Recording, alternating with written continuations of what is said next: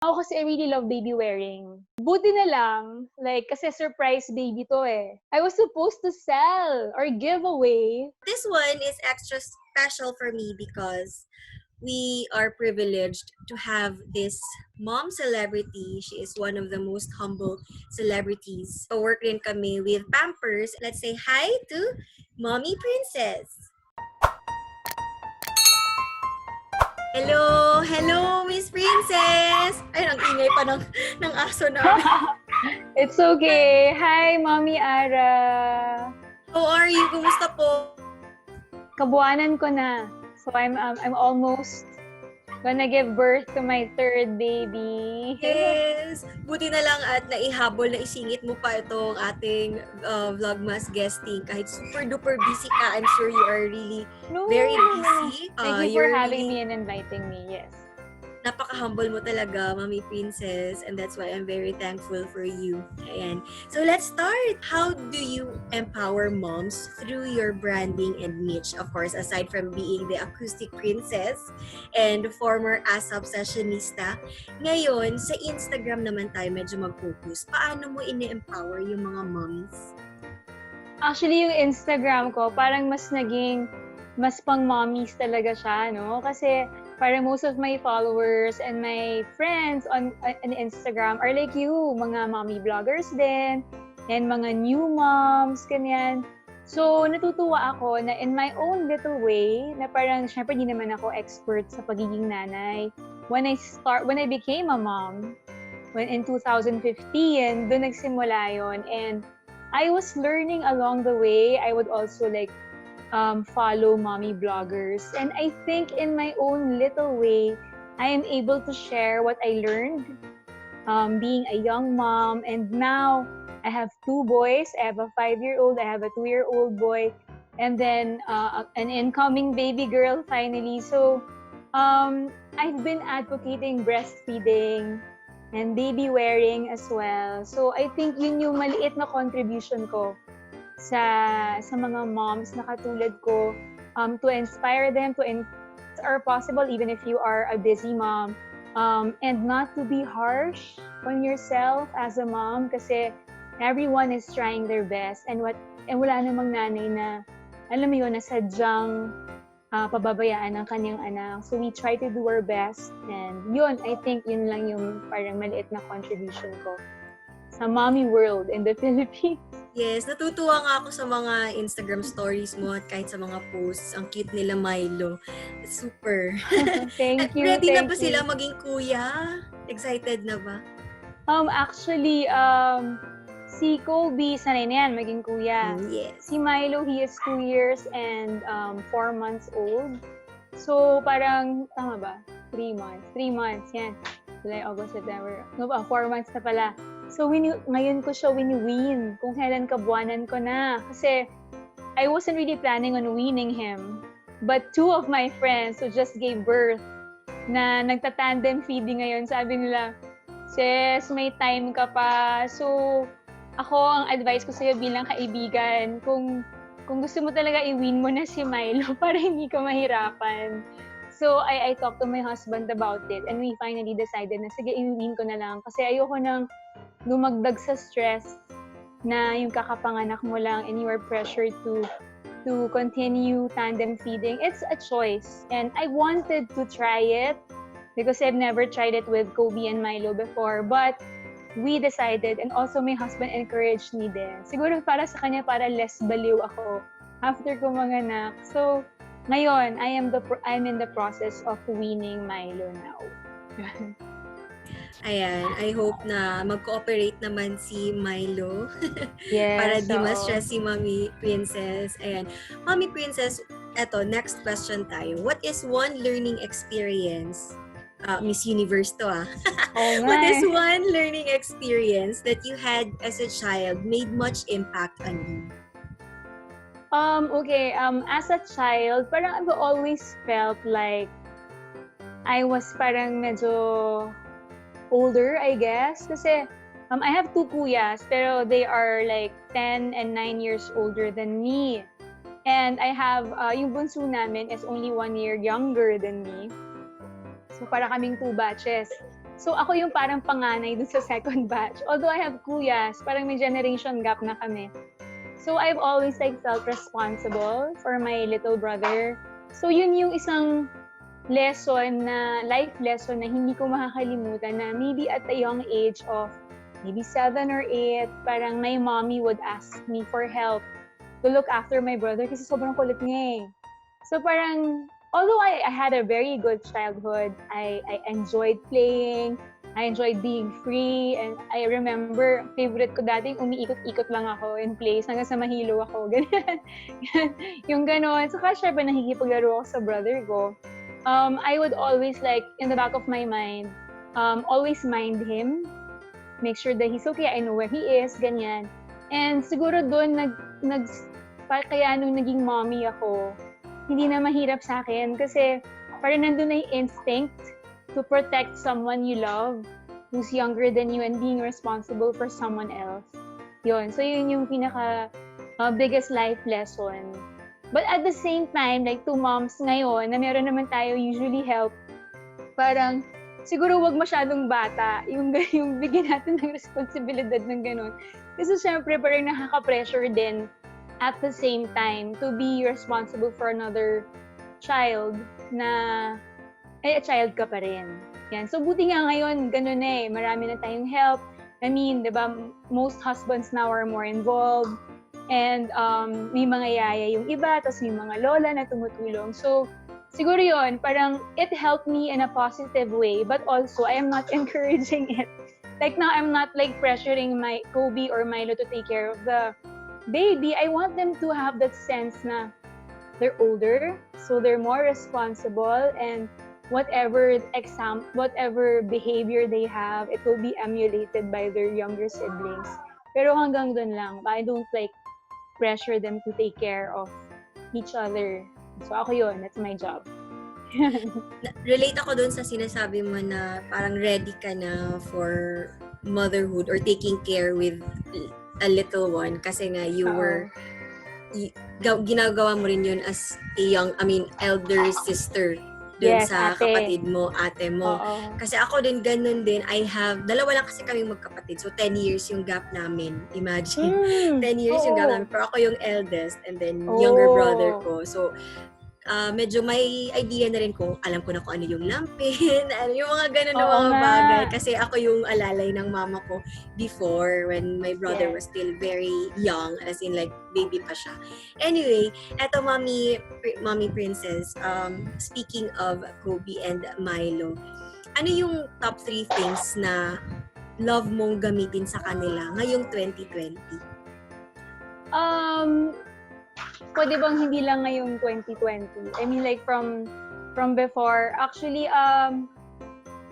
well, kasi parehong anak ko, si Kobe saka si Milo, they have parang urticaria. So they are allergic to insect bites. So kapag kunyari kinagat sila ng lamok or ng langgam or kahit ano, magkaroon sila ng insect bite. Diba, Kobe na. No, we're recording, anak. Okay, So Kobe will say hi lang. Hello! Hi! So Okay, cute. I'm answering Tita's question. Say hi, Tita Ara. Hi, Tita Ara. Okay, Hello. my turn na again, okay? Okay. You say bye-bye first. Ayan. So yun, meron silang ganun eh. Parang, pag kinagat sila, as in sobrang namamaga, as in grabe talaga. So, I always protect them. Before pa sila kagatin, prevention is key.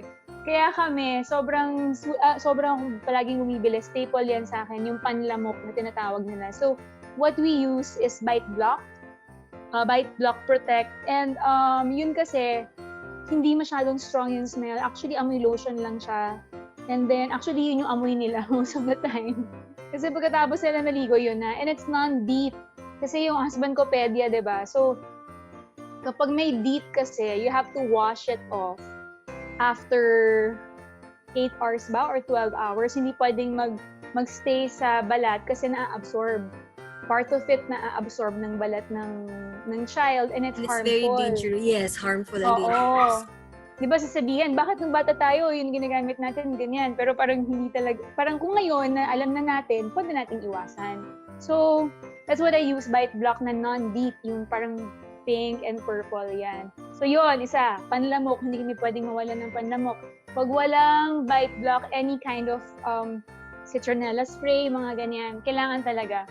And then, syempre, Pampers, alam mo yan. Ayan, and actually, si Milo, parang mga 4 months pa lang siya, Pampers pants na yung ginagamit niya. Kasi, mas malikot siya kay Kobe.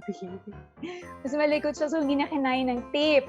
So, even for this baby now, naka-hoard na ako ng newborn, saka small size, kasi yung newborn konti lang, depende. Kasi pwede naman bumili ng newborn ulit kung yun talaga yung size niya. Pero, history ko kasi I have big babies. So, usually, isang buwan lang newborn, tas small na. Ayan. And then, ako kasi I really love baby wearing. So, buti na lang, like, kasi surprise baby to eh. So, I was supposed to sell or give away my carriers. Kasi si Milo, hindi na siya kasha, mabigat na. I was just supposed to like, magtitira lang ako ng isa. Kasi I have 2 eye angels and 2 Tula carriers. I love So, Tula. Yes, I love Tula. Yung pinakauna ko talaga actually. Kay Kobe, I only used the Tula. Isa lang yung carrier ko, yung Tula na Star. Yan. So, ang daming beses, medyo nangupas na nga siya kasi ang daming beses ko na yun na abroad, ganyan, na out of town, ganyan. Favorite ko talaga yon. And then, with Milo, nagkaroon ako ng isa pang Tula, yung hindi pala Explore. Tula Free to Grow. And then, I got the Eye Angel Magic 7, yung super nipis na pang-travel. And then, I also got another Eye Angel na mas sturdy. So, yung Eye Angel naman, mas favorite yun ni Ate Letty, yung yaya ni Milo. Kasi, gusto niya yung nakakaharap si Milo. Kasi nga, sobrang likot ni Milo. Sobrang kulit niya. So, mas gusto niya yung nakaka-front-facing si Milo. And then, yun, I was supposed to sell it. Buti na lang hindi. Dahil nagka-pandemic, parang hindi pa natuloy, hindi ko pa napicturan, ganyan. Or ibibigay ko, paparaffle ko, ganyan. Hindi ko naasikaso. So, at least ngayon, Yun pala, may reason pala talaga ba't hindi naasikaso. Oo, yun. Tapos, sabi ko nga parang sakto lahat kasi yung mga baby clothes ni Milo saka ni Kobe, napamigay ko. Sabi ko, naku, pag boy yung anak ko, bibili na naman ako. So, at least girl yung anak namin. So, parang may excuse akong bumili ng mga girly stuff.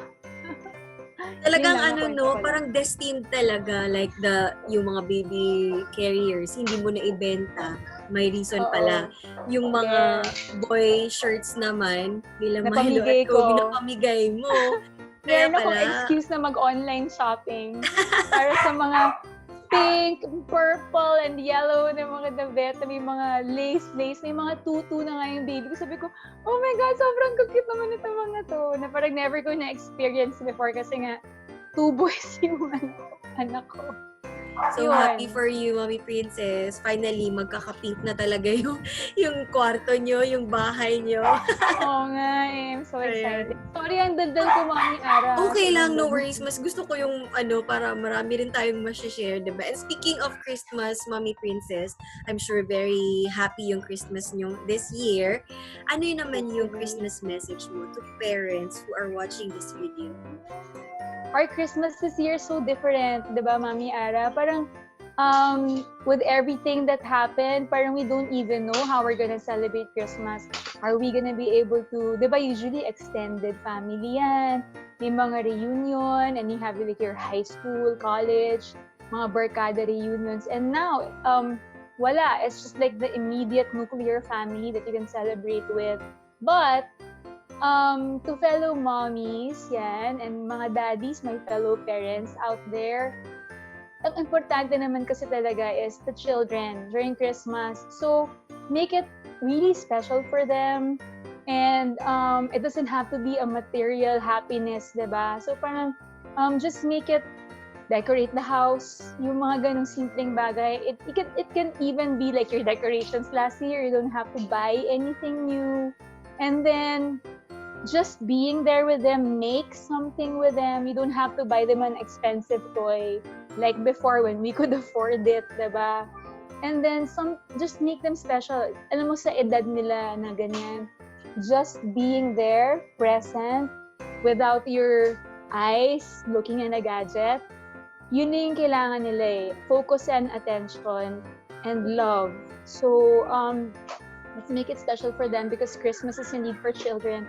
And of course, don't forget to remind them that Christmas is Jesus' birthday. And we are all celebrating because of that. And He will save us despite everything that's happened. Trust in Him. And in His love, we'll get through this together. Showbiz Kaya answer. natin to. Miss Kaya Universe answer. Miss Universe nga eh. Ato ng corona, oh. Oh yeah, ayun na. Salamat. Pinasa na. That was very meaningful, Mommy Princess. And I know, mas, nakaka-motivate siya ng mga parents, lalo na ngayon. Totoo yan kasi very difficult yung situation natin. But we should not think that we are stuck at home. Instead, we have to think na we are safe at home.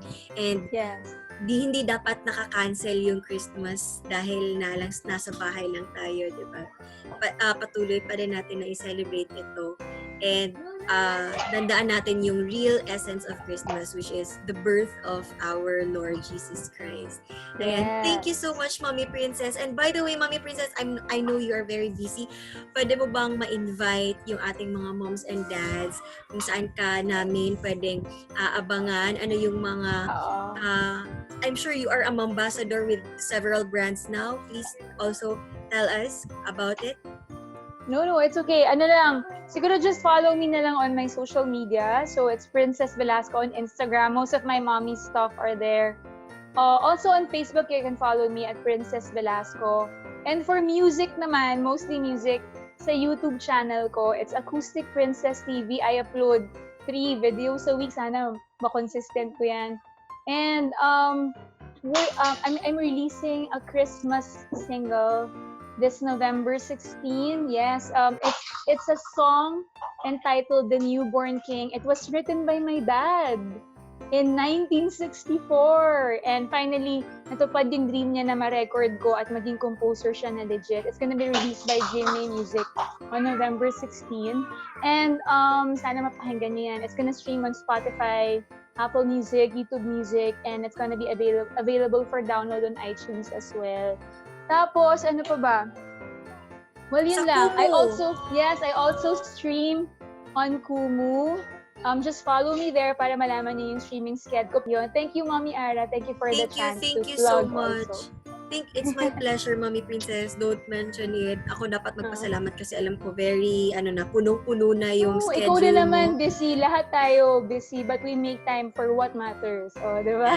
Thank you, Ice. Parang flattered ako doon kasi parang naisali mo ito sa what matters list mo, Of di ba? course Thank naman, you so syempre. much.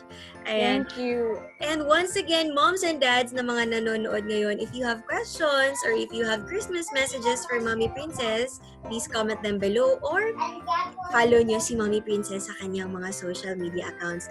And see you on our next Vlogmas episodes. Bye, moms and dads!